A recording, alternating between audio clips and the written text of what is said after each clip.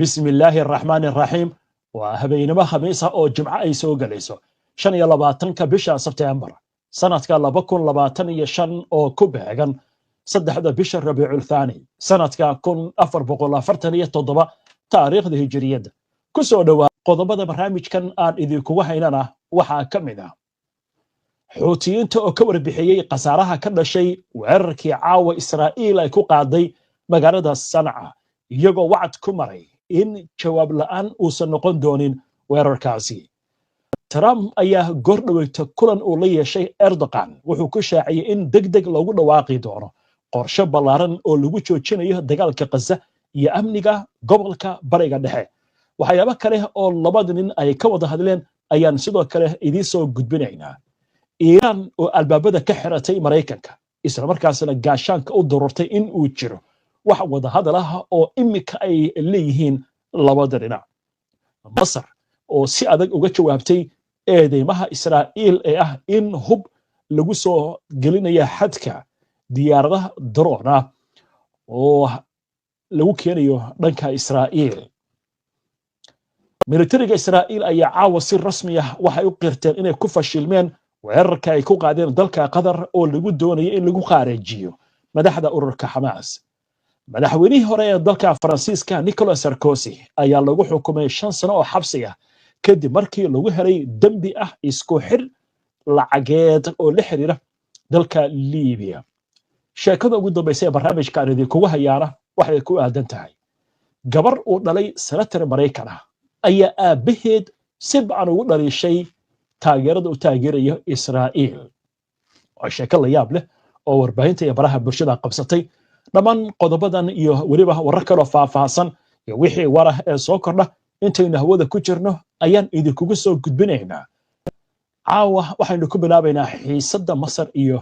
Israa'iil iyadoo muddooyinka ugu dambeeyay labada dhinac hadallo adag oo xaraf leh hawada isku marinayaan isla markaasna xiisad ay ka aloosan tahay oo Masar ciidamo aad u fara badan iyo dababaadka dagaalka ay soo dhoobtay xadka ay la wadaagto Gaza iyo Israa'iil ayaa dhinaca kale warbaahinta Israa'iil iyo mas'uuliyiinta Israa'iilba waxay ku celcelinayaan eedeymo ka dhana dalka Masar. eedamahaasi kuwii ugu dambeeyay waxaa lagu sheegay in Masar laga soo gudbinayo hub lagu soo qaadayo diyaaradaha droonka ee aan duuliyaha lahayn. haddaba Masar ayaa arrintaasi si adag uga jawaabtay. warbaahinta waddanka Masar ayaa waxa ay sheegtay in mas'uuliyiin ka tirsan dowladda Masar ay beeniyeen eedeymaha warbaahinta Israa'iil ay ka soo xigatay saraakiil Israa'iiliya oo sheegaya in Masar ay fududeyso hub lagu soo qaadayo diyaarado drone ah oo laga soo gudbinayo xadka taas oo lagu sheeganay tahay halis weyn oo dhanka ammaanka Israa'iil ah isla markaasna qatartu maalinta ka dambaysa ay sii kordhayso. saraakiisha Masar waxay ku doodeen in ololaha warbaahineed ee Israa'iil uu yahay mid lagu gogol xaarayo in Israa'iil ay sii haysato dhidibka Philadelphia ama Salahuddin ee u dhaxeeya Gaza iyo Masar isla markaas lagu qariyo fashilka howlgallada ciidanka Israa'iil ee Gaza laguna kordhiyo cadaadiska dhanka siyaasadda ee Qaahira. telefishinka I24 News ee laga leeyahay Israa'iil ayaa sheegay in hubkan la soo gelinayo maalinlaha uu halis weyn ku yahay ammaanka Israa'iil. General Hisham al-Halabi oo ka tirsan akademiyadda militariga ee daraasaadka istiraatiijiga ee dalka Masar ayaa ka shaqeeyay in Israa'iil aysan soo bandhigin wax cadeyma wuxuuna yiri haddii diyaarada la soo riday maxaa loo waayay burburkoodii halkee buu yaalaa. wuxuu intaasi ku daray in haddii xadgudub amni oo dhici lahaa lagu wargelin lahaa ciidamada isku dhafka ee ilaalada xadka maadaama labada dhinac ee Masar iyo Israa'iil ay ka howlgalayaan. al-Halabi waxa uu carabka ku adkeeyay in Masar ay ka go'an tahay fulinta heshiisyada caalamiga wuxuuna ku tilmaamay eedamaha Israa'iil ee hub in laga keenayo Masar kuwa aan sal qaanuun lahayn waxaana uu ku nuuxnuuxsaday in haddii cadeyn Israa'iil ahayn lahayd ay soo gudbin lahayd ama cabasho ay soo gudbin lahayd. waxa uu ku dooday in eedeymahaasi loo adeegsanayo cadaadis dhanka siyaasadda maadaama Masar buu yiri ay taageertay qadiyadda Falastiin isla markaasna ay diidan tahay barakicinta qasabka ah ee Falastiiniyiinta. dhankiisa General Maxamed Cabdulwaxiid oo ah qabiir amniga qaranka ayaa sheegay in eedeymaha soo noqnoqday ay qayb ka yihiin istiraatiijiyad shaki lagu gulinaya awoodda Masar ee ay ku maamulayso Sinai. Waxaa arrintaasi oo ku daray in Israa'iil laga yaabo in sheekadan ay u adeegsanayso in ay cudurdaar ka dhigato qabsashada aagga Philadelphia iyo inay markaasi ka jeedisay shacabkeeda gudaha dhibaatada ka haysata dagaalka Gaza isla markaasna cadaadis ay saarayso Masar. Inkastoo Israa'iil la sheegayo in 2 sano dagaal ay ka wada marayka Gaza, laakiin saraakiisha Masaarida waxay isku raaceen Israa'iil weli hadafkeeda dagaalka inaysan ku guuleysan. imikana Tehran waxaa war cusub ka soo yeeray dowladda waddanka Iiraan, waxaana lagu beeninayaa war ka soo baxay dhanka Mareykanka. haddaba Iiraan ayaa caawa si ba'an waxay u dhalishay sheegashada Mareykanka ee ah in wadahadal uu kula jiro Tehran si looga wada xaajoodo siyaasadda nuclearka, iyadoo arrinkaasi gaashaanka u dururtay. afhayeenka wasaaradda arrimaha dibadda ee Iiraan Ismaaciil Bakhai ayaa fariin u soo dhigay baraha bulshada. waxa uu ku sheegay in sheegashada ergeyga madaxweynaha Mareykanka Stephen Witkoff ee ah in Mareykanka Iiraan wada xaajood uu kula jiro iyo diblomaasiyad ay tahay kaliya sida hadalka uu yiri khiyaano iyo isburin caad, isagoo ku adkaysta inaanay suurtagal ahayn in wadan la duqeeyay isla markaana lagala hadlo diblomaasiyad isla markiiba. Bakhai oo hadalka sii wata wuxuu yiri xigasho faanka Mareykanku uu ku faanayo weerarka qaanuunka ka baxsan ee faasha xuma ee lagu qaaday goobaha nuclearka ee ujeedada nabadeed waxay muujinaysaa nacaybka iyo colaadda uu u hayo Mareykanku shicibka Iiraan. Witkoff waa ergeyga Mareykanka ee bariga dhexe oo ka hadlayay munaasabad ka dhacday magaalada New York ayaa sheegay in Mareykanka uusan rabin waa si hadalka u dhigaya in waxyeello ay gaarto Iiraan. wuxuuna yiri xigasho waxaan u malaynayaa in aynu doonayno inaan helno xal waara oo aynu kaga wada xaajoodno hababka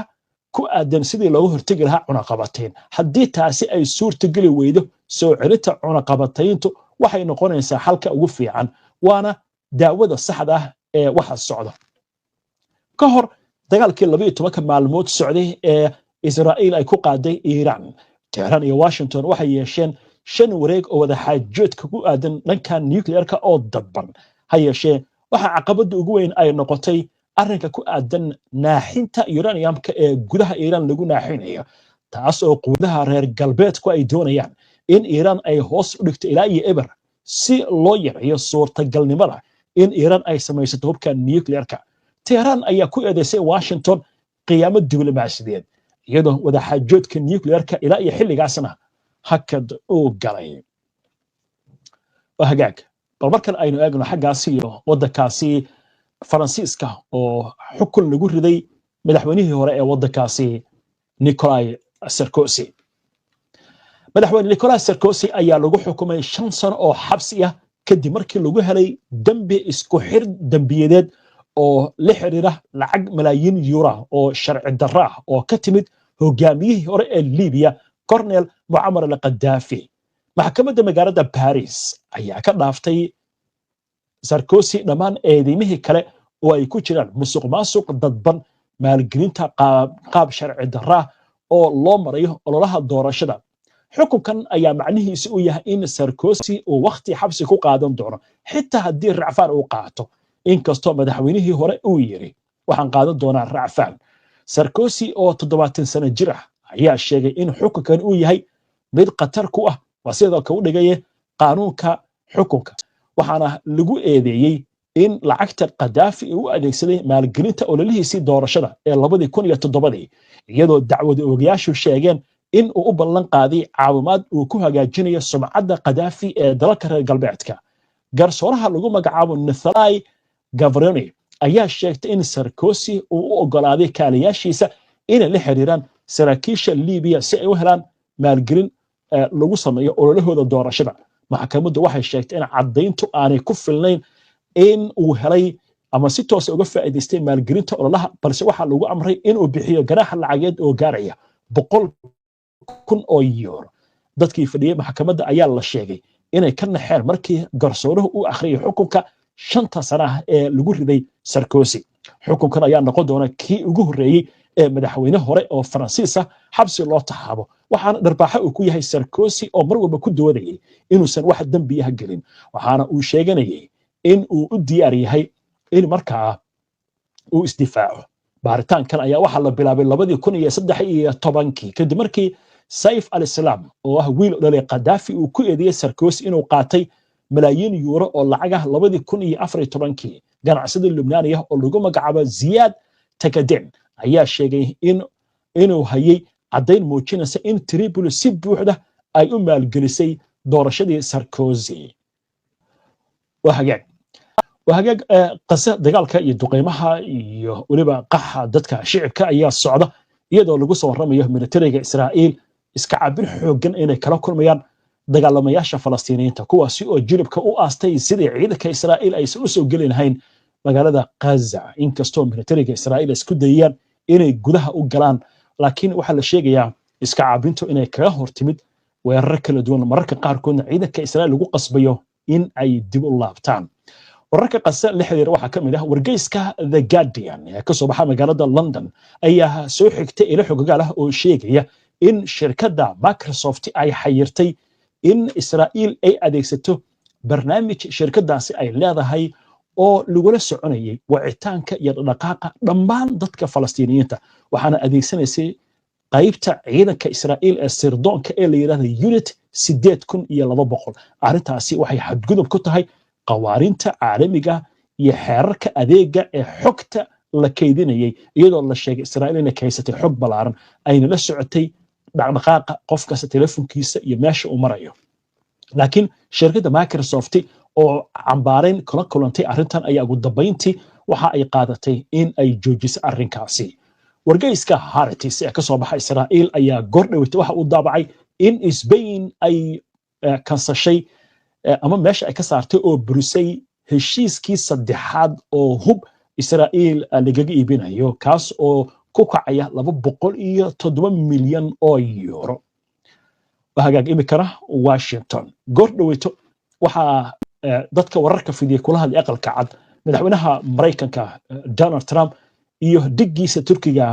Recep Tayyip Erdogan labada nin ayaa waxay ka wada hadleen arrimo kala duwan laakiin xilligan barnaamijka ay noqdano wada hadal albabada u xiran yihiin ay leeyihiin labada nin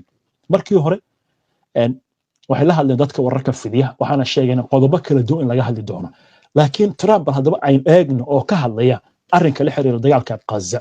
madaxweynaha Mareykanka Donald Trump ayaa sheegay inuu filayo in heshiis laga gaaro dagaalka Israa'iil ka wada marka Gaza dhawaan wuxuuna carabka ku adkeeyay in arrintan uu kala hadli doono madaxweynaha Turkiga Recep Tayyip Erdogan Trump oo shir jiraad wada jir ula qabtay Erdogan ayaa waxa uu sheegay in kulankan muhiim u yahay oo daba socdo kulankii oo la qaatay hogaamiyaasha Qatar, Sacuudiga, Imaaraadka Carabta, Urdun iyo sidoo kale madaxweynaha Turkiga si looga doodo arrinta Gaza isagoo xusay inay ku dhow yihiin in heshiis la gaaro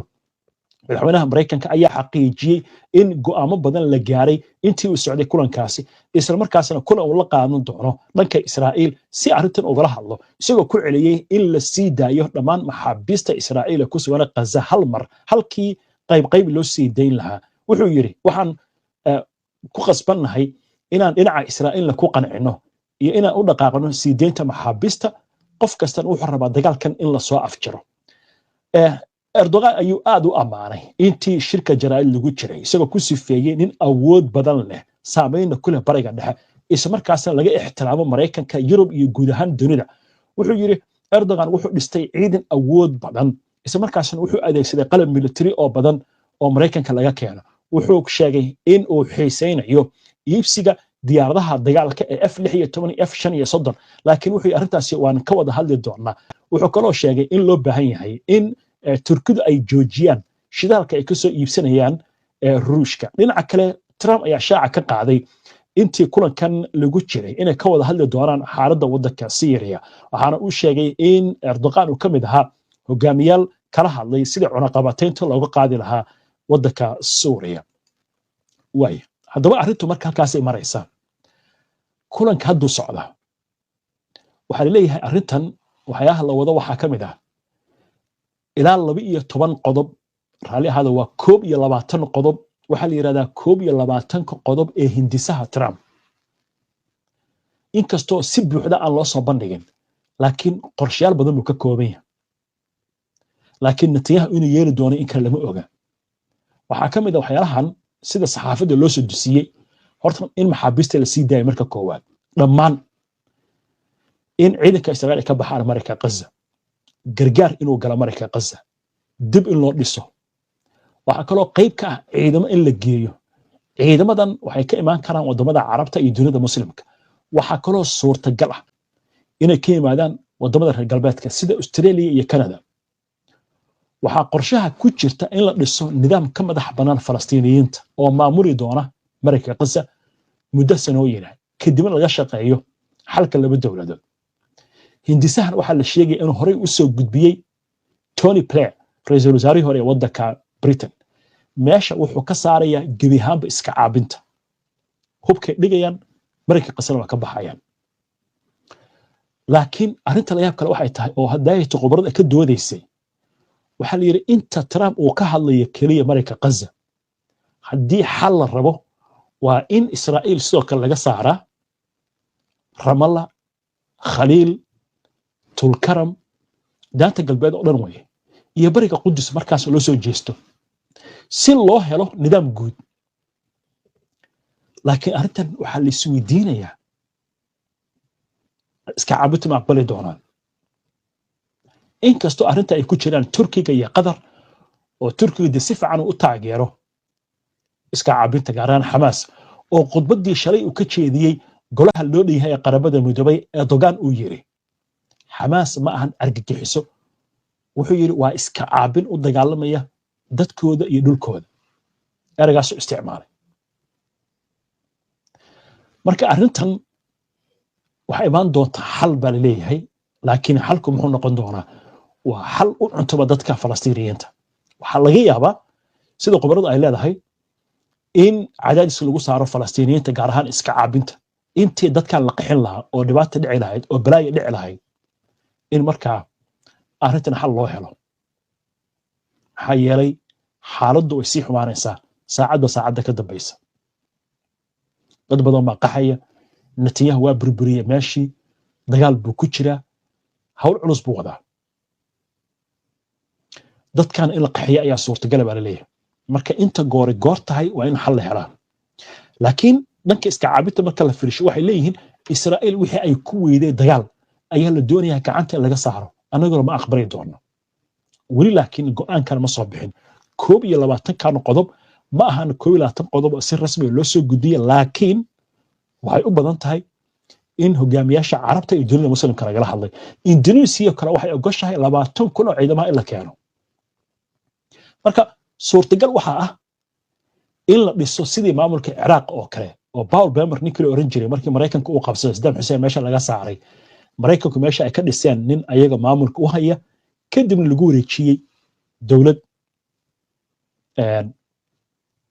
Iraq ay leedahay marka taa laftigeeda waxa leeyahay waa suurtagal in la dhiso nidaam si Israa'iil loo qanciyo sida loo dhigayo ka madax banaan Falastiiniyiinta xitaa marka waxa la oran doonaa Tony Blair ayaa wax dhisi doona dawlad Gaza ka dhisi doona su'aalaha la isweydiinayo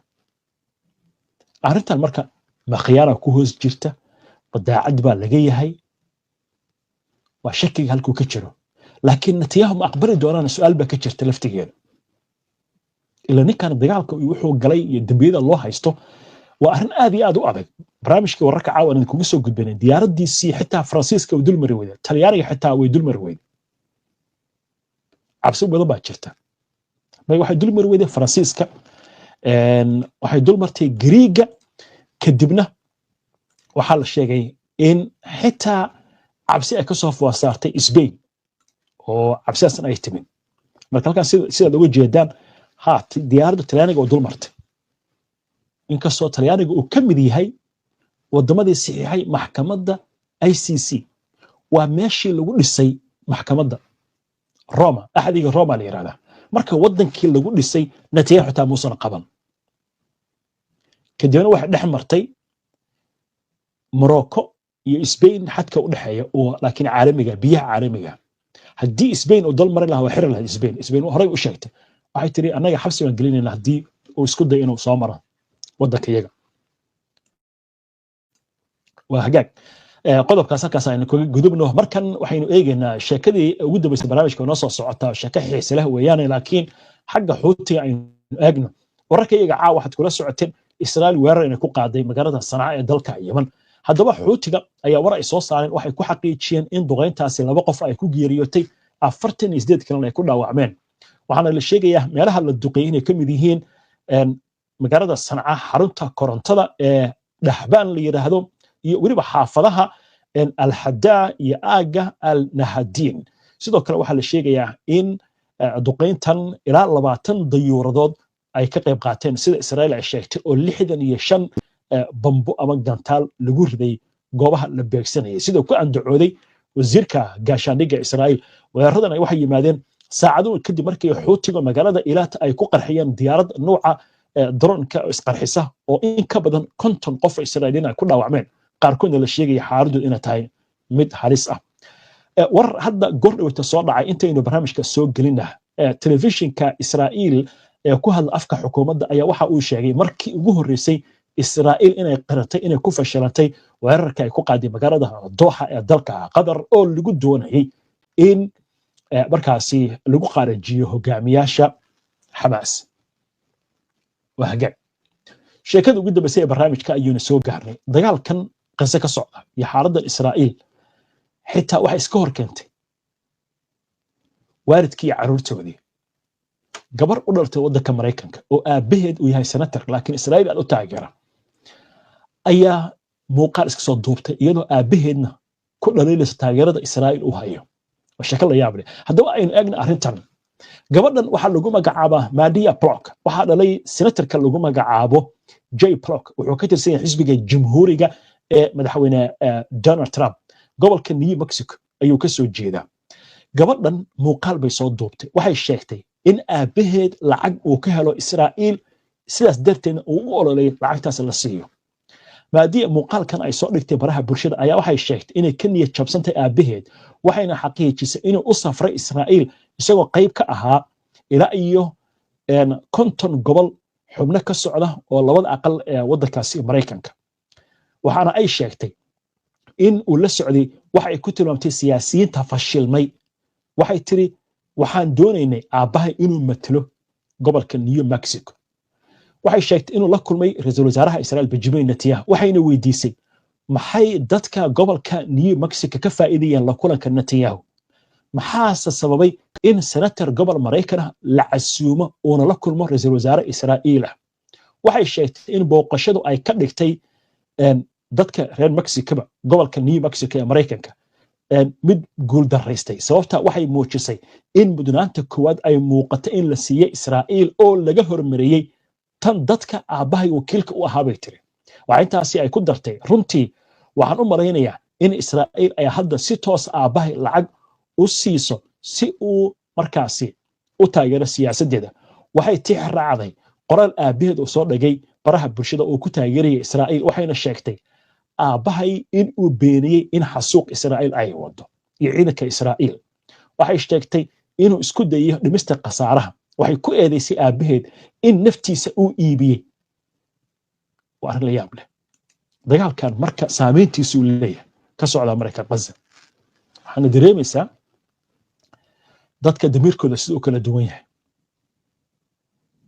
gabadhan waxay ku dhiiratay baraha bulshada wax laga leeyahay hogaamiyaal Carabeed iyo kuwa dalal muslima ayaan ku dhiiran karin laakiin ayadii waxay leedahay aabahay baa lacag ka qaatay xitaa Israa'iil oo taageeraya وهاجاك انت ايام كسو جبجبين